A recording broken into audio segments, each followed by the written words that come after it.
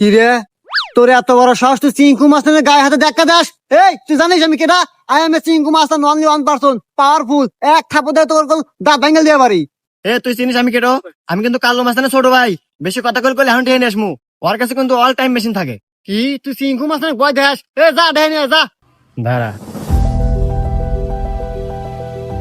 কিরে এই হুমন্দি মারছে তো? হ্যাঁ ভাই।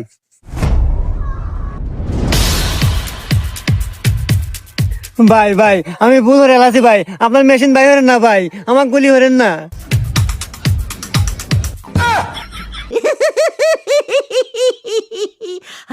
আচ্ছা ভাই, আপনি এই মেশিন বানালেন কে বলে?